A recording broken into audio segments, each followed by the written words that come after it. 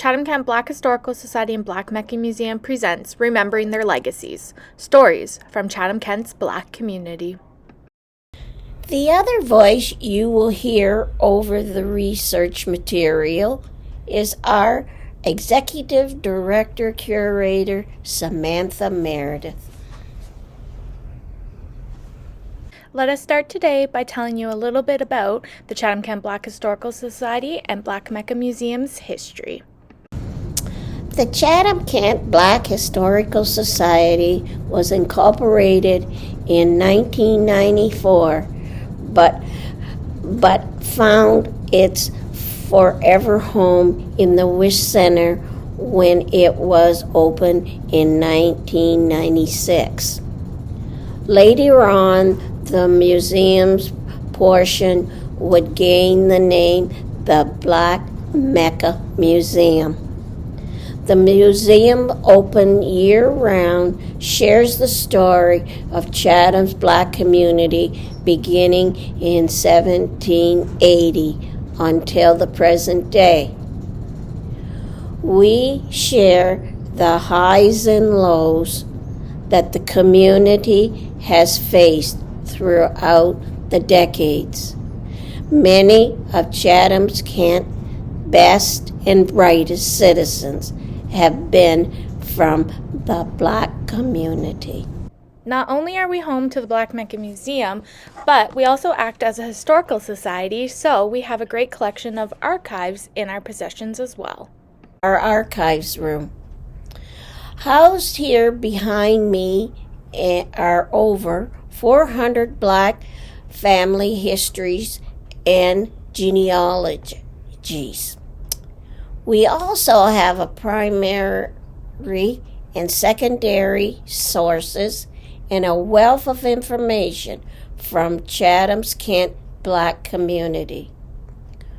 We will be showing you some of the resources we have available throughout our presentation today. If you visit our website, www.ckbhs.org, under the tab Research on the homepage, you'll find a tab that says Family History. If you click on that tab there, it'll bring you to a page that gives you a list of all the family histories that we have in our archives, along with the call number of each family. Once you click that link, the page you'll be brought to looks something like this, where all the last names or important people from Chatham's Black history are listed alphabetically with their call number beside them. Each family, like many archives, will have differing amounts of information found within their call numbers. Some families may have a couple binders, whereas other families may only have a couple family trees and a couple newspaper clippings. Each family is different, but each one is important to Chatham's history.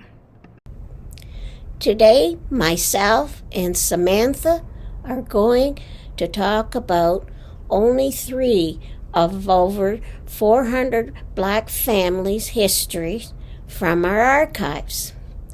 We will share the genealogy information, history, and stories about the Olbey family, the Harding family, and my family, the Wrights. Without further ado, let's get into these histories. The first family that we're going to talk about today is the Olbey family. In our archives, they would be call number 1297. When you open the Olbey family binder section, after the indexes, you're going to find the first family tree that we have in our collection, with the parents being Howard Randolph Olbey and Arabella Hammond. Listed below them are their children, who are going to be the main focus of the history and stories we share on the Olbey family today.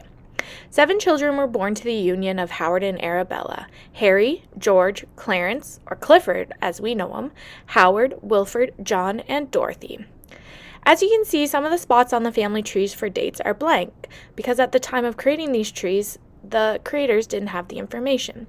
When we receive more information, we will fill in the blanks, or that information may be found later in the binder in such things as newspaper clippings, oral histories, birth date certificates, anything like that. 4 of the 6 Olbey boys would end up joining the Canadian Armed Forces during World War II. George Lyle would join as a singleman, Howard would join as a craftsman, Wilford served as a private, and John served as a sergeant. From our records, it looks like Wilford and Howard all served for the Army in Canada, but George and John would serve overseas. John served in France, Belgium, Holland, and Germany. In this photograph here, we just have 3 of the brothers. From left to right, we have John, Wilford, and George. John Olbey was part of No. 4 Canadian Armored Brigade and often drove the tank. In this photo you see here, John is standing on top of his tank. He has told us the story about how he named his tanks. His first tank's name was Lucifer, and his second tank's name was Lucifer II. This past November, the History Channel had a special called Black Liberators of World War II, which John was able to be part of. The crew came down to Chatham area and safely interviewed Usher, as we call him, in our museum, as he's one of only a small number of black veterans left in Canada from World War II. If you missed the documentary when it aired on TV, you can watch it on the Global TV app or on Stack TV through your Amazon Prime Video account. Now, how did John get the nickname Usher? Let's hear from Dorothy. Pam, the daughter of Usher, shared a story with us about her grandparents, Artabella and Howard, and their influence with the First Baptist Church. Artabella was in charge of the collection for the time to time of the church. She would collect the money in a hanky and carry it home to Skane Street. She said she would count it and record it in the treasurer's book. Arnabella would also bring the linen home from the church to be washed and ironed. Her grandfather, Howard, was also a deacon on the church, and both remained members of the church until their death. Their involvement in the church trickled down to their children. John had always been a gentleman.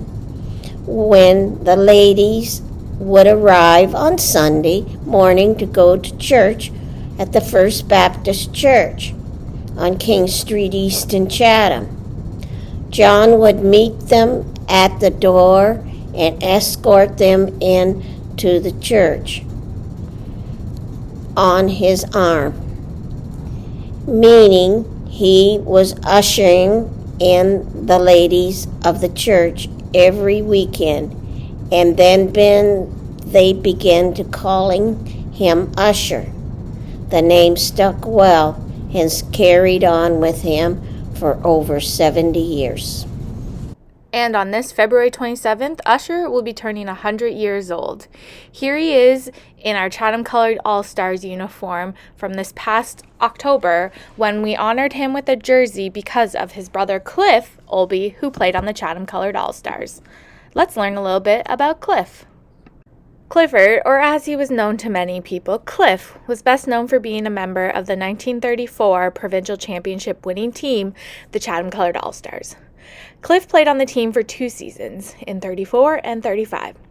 The team began playing together in 1932 and would play together until 1939. But 1934 was their famed year when they beat out all the white teams across the province to win the championship. Now, I could talk about the 1934 Chatham-colored All-Star baseball team all day, but given our time limit, I'm not going to do so. So, if you're interested in learning more about the team, check out this amazing online database called Breaking the Color Barrier at the following link. One of the big news stories in Chatham's history was when the Gardner Hotel burnt down. But have you ever heard the story of the Olbey connection to the hotel?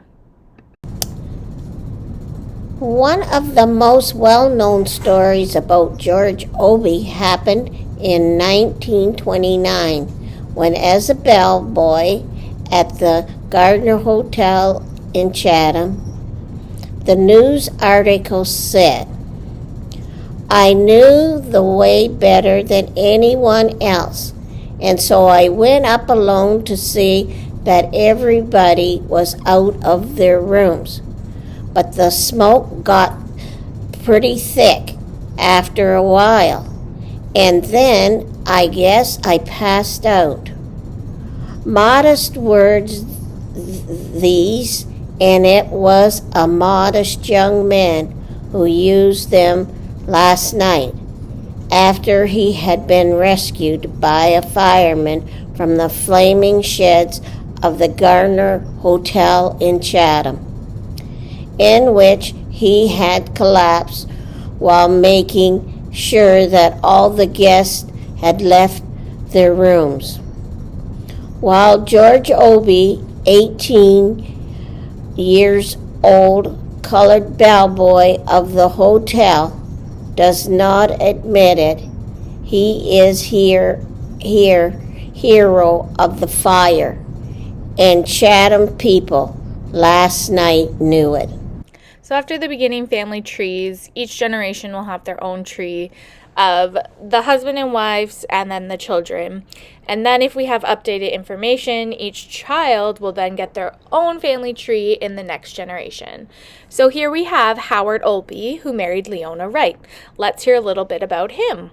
I am related to the Olbey family through my oldest sister Leona Wright, who married Howard. Howard loved to cook. His barbecue recipe was top of the line. He even sold his food on Emancipation Day from his home, and people often brought it with them when they went to Jackson Park to celebrate. I can only think about the food and the taste of it, but I was often unlucky if I ever got a piece because it was always gobbled up by everyone else. Now if you take a look here, this is John Usher Olbey's family tree, and you can see here that he married Olive Steele. So Olive Olbey herself has made history, and let's share a story about her as well. In 1963, Olive would make local history when she became the first Black person to work for the A&P Corporation. She would start working at the grocery store as a cashier. Much of this generation of the Olbeys have now passed along, but Usher and Olive are still with us, and we are so grateful to have them as part of our community. Living on King Street East in Chatham for over 70 years, they are what we call the matriarchs of our neighborhood. So again, in our archives, the Olbey family is call number 1297. Next up, we have the Harding family, who is the second of the three families we're going to learn about today. Their call number in our archive is 1180. Our Harding family trees date back much earlier than our Olbey family trees did, to a time when the family actually had a different spelling. As many people who do family genealogy, I'm sure, have discovered, many families changed the spelling of their names over the years. At the end of the 18th century, the Harding family was spelt with an E end instead of the common day spelling with the ING. Again, like the last set of family trees, some information is missing, but these ones actually have a little more detail in them when it comes to dates. But this isn't the generation we're going to be talking about today. Instead, we're going to fast forward a couple more generations. The generation that we're going to be talking about today is this generation you see here. We're going to mostly be talking about the children of Andrew Harding and Sarah Ethel Spencer. Their children included Carl, Georgina, Florence, Beulah, Wilford, James, Leonard, Andrew Eugene, and Wanda Marie. Three of these sons, just like Cliff Olbey, who we saw earlier, played for the Chatham Colored All-Stars, Wilford, Andrew, and Len. First up, Wilford Harding, or as we call him, Boomer, joined the Chatham Colored All-Stars when he was still just a teenager, making him one of the youngest players on the team. But baseball wasn't all he excelled at. Boomer was known for his hockey skills as well. He even had a tryout with the International Amateur Hockey League and earned a spot on the Windsor Stratfords, a Detroit Red Wings farm team. This made him the first Black player in that league. He even was the first Black player to skate at the Red Wings arena at the time, which was called the Olympia. One thing we always get asked when we're talked about the Harding family and Wilford Harding in his time with the Chatham Colored All-Stars is, how he got his nickname Boomer. Wilford's son, Blake, told the story how his Aunt Georgina told him that she thought he looked like a comic character from the 1930s who was known as Boomer, and that name has stuck ever since then. The next generation of family trees in our binder are these ones. These ones have some of the siblings who are the children of Andrew Harding and Sarah Spencer.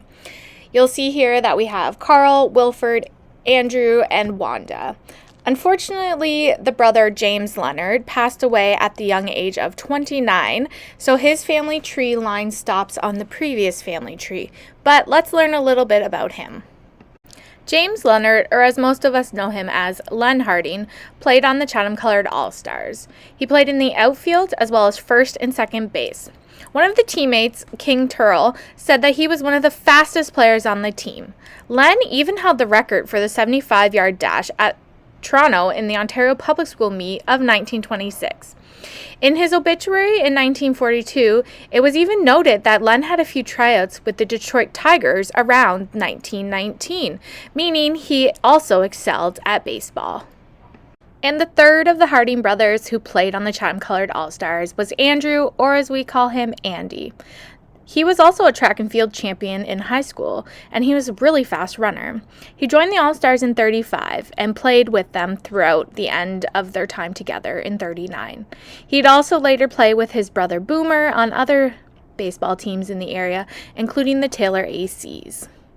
Here we have a picture of Wilford Boomer Harding in his Army uniform. Him and his brother Andy would go on to join the fight in World War II, like much of Chatham's black community. Wilford would enlist in 1943 into the No. 1 District Depot out of London, Ontario. He is recorded as spending time in England and on the European continent before his discharge. After serving in the war, Andy actually joined the local Chatham Police Department, making him the first black police officer. Now, Dorothy has a story to share about Andy on the police force. One of my memories of Andy Harding was from when I was about 9 years old. A girl from school who had just moved into the community had called me a racial slur. Now, being the little fighter I was, I followed her home with my friends around the corner from Victoria Park School, and I fought her with my fists. She ran into the house crying and called the police. Now, at that time, only officer usually that they would send to the east end of Chatham was Andy, because he was the only black officer on the force. He came, and the girl came out of the house to show him what I did to her. Standing there as a child, I told them both I would do it again. Andy gave me a lecture and told me I knew better, and scurried on home to my mom, where I knew I would be in more trouble than I was with the officer Harding. Andrew was always calm and understanding with the youth of the community. He was one of the best officers we ever had on the force. Though this generation of the Harding family have all passed away now, their legacy and history making remains an important part of Chatham's history. Their children and grandchildren carry on those stories and are making their own spots in Chatham's history. Blake, just like his father Boomer, was involved in many sports. Here he is in his 70s from this past October's Field of Honor game, keeping up with everyone on the diamond. But even more remarkably, Blake followed in his father's footsteps and was part of the Essex and Kent Scottish Regiment. He was the first black sergeant major with this regiment, the most senior non-commissioned rank in the Canadian Army. He served for well over 20 years with the armed forces. Now, those are just a few stories from the Harding family history. To find out more, you can always access our archives, and the call number for the Harding family again in our archives is 1180. And the last family we're going to talk about today in our presentation is the Wright family, who is actually Dorothy's family line. Their call number in our archives are 1461. The Wright family wasn't actually always known as the Wright family. According to our records, their last name was originally Harmon when they came from the Delaware area. When Robert Harmon came to Canada, he would change his last name to Wright. Though we aren't sure why they changed their last name, it is common for many black families to change their name upon arriving in Canada, as many would have come with their enslaved last names, sometimes the last name of their slave owners. Once gaining their freedom, more freedom was gained often by changing their last names. So if we take a look at the next generation of trees, we have Robert Wright here, whose first wife was Nancy Hanser, and then his second wife, Caroline Johnson. So they actually have two family trees because they had so many children. So the first family tree we're looking at, we have Elizabeth, Walter, Nicholas, Frederick, Ephraim, and Cornelius, who we usually call Neil. And then as we can see here, the next set of kids is Annie, John, Robert, Edward, Charles, and Arthur. And if you look closely on the family tree, you'll see a little arrow between Annie and John, and that is when the mother of the children switches.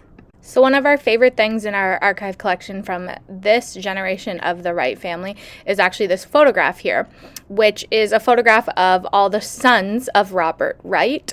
But if you look closely in the background in the very center, that is actually Robert Wright. But this photograph was taken at his funeral. So this is an example of old-timey Photoshop, if you will, where they put him into the background after the photograph was taken. So the generation that we're going to share some stories and information about today is actually this generation. So the father, Arthur Wright, is one of the sons of Robert Wright, who you saw in one of the previous family trees.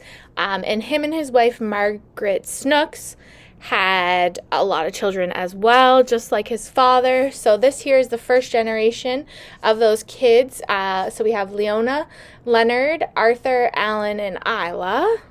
And then on the second family tree, we have the children Belva, Francis, Dorothy, who's my co-presenter today, Edward, and Artis. So Arthur Wright, the father, was actually a World War I veteran, and we have some of his records from being at war in our binder here that the family brought over. As you can see, I'm flipping through here, and these are available for researchers. Arthur Jr. would follow in his father's footsteps and sign up to fight for Canada in the Second World War. Here he is in his uniform, and if you ask me, like many of our other veterans, looks way too young to be off fighting for our country. The Wrights, the Olbeys, and the Hardings are all just a few of the veteran families who fought for us during the World Wars, and we are so grateful for their service. You can learn about many more of these veterans in the archives that we have here at the museum. The next of the Wright siblings that we're going to learn a little bit about is Chatham's battling bellhop, Alan Wright. My brother, Alan, was a boxer and coached many baseball teams, including the Panthers. He boxed locally at the Pyrenon Ballroom. He boxed in Sarnia and across southwestern Ontario. One thing I will never forgive my brother Alan for was when he told me he had knocked out Joe Louis, and as a young lady did not understand boxing. Joe Louis at that time was one of the world's best heavyweight boxers, and to be told he knocked him out, I was a gullible child. I thought the story was true, and I believed him. I never knew the truth until I was 16 years old, and learn that he had lied to me. I still think about that in this day, and since then I have never believed any stories that my brother told me. Going along with Dorothy's story, you never know what kind of stories you might also find in our archives here. So one of the funny ones that I've come across in the Wright family binder is about Cornelius Wright, who would be Dorothy's Uncle Neil. And he was fined for leaving some rubbish on the pavement. So in 1926, he piled some rubbish on the public street, and he was charged $1 for doing so. So lots of binders in here will have newspaper clippings that have something a little humorous that isn't normal present day, because something like this, they would just drop off a letter in your mailbox and give you a fine that way, or tell you to clean it up. They wouldn't post it in the newspaper for everybody to see. Next up, and probably most well known of these Wright siblings, is Eddie Wright. Here he is in a picture for winning a trophy with one of his best friends from the neighborhood, Herb Wakabayashi. So Eddie, because he actually has so much history, articles, pictures here in the museum, has his own call number in our archive, like some of our other very well-known individuals from the Chatham-Kent's Black community. So Eddie's call number in the archive is 1462. Eddie excelled in all kinds of sports locally. If you look through our archives at a young age, you have him playing anything from baseball to football to hockey, winning awards and honors throughout the community. But most notably was when Eddie joined the Chatham Junior Maroons. When he joined the team, he was actually the first Black person to play on the team. In the neighborhood, Eddie became fast friends with the boys from the Wakabayashi family in his youth. With them, Eddie, Don, Mel, and Herbie were always quick becoming involved in sports. One of his favorite sports was hockey. Hockey, like today, was a very expensive sport to play. So often the community and the community clubs would donate the equipment for the youth to be able to play.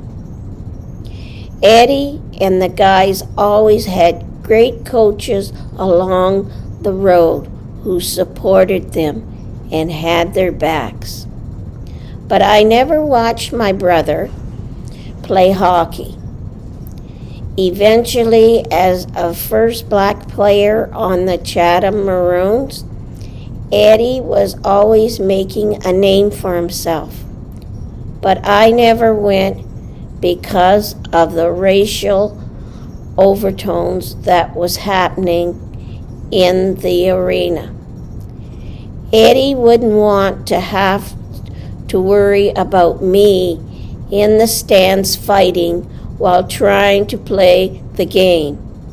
So I made sure not to be a distraction for him and stayed home. Much of our family never got to see him play, when sometimes, which I definitely regret, but I am so proud of where hockey has brought him in his life. Eddie would continue on making hockey history as he got older. He'd eventually play for the Boston University with his fellow Chathamite Herb Wakabayashi, and he would go on to become the first Black head coach of a hockey team when he began coaching the University of Buffalo team in the 1970s. And in 2010, that same school he spent over 40 years working with, the University of Buffalo, honored him with the dedication of their new athletic facility. They named it the Edward L. Wright Practice Facility. Though Eddie is enjoying retirement, he still continues to make history. This month, on February 17th, he'll be inducted into the Buffalo Sports Hall of Fame. Like so many others, we could go on and on for hours about Eddie's career.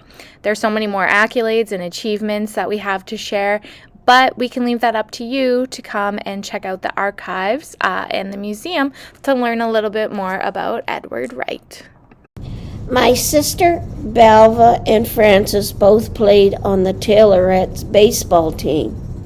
It seems to me that pretty much all my siblings were involved in sports throughout their lives.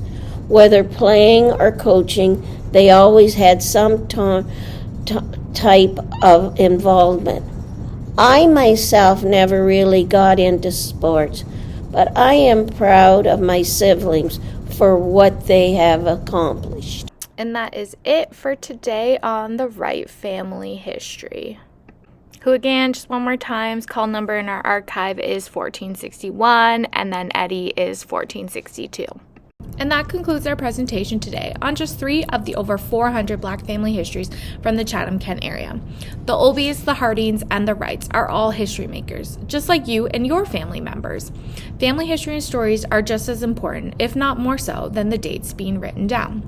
We want to encourage everyone to continue to write down those stories, share them orally, and whatever you do, protect them from being lost and forgotten.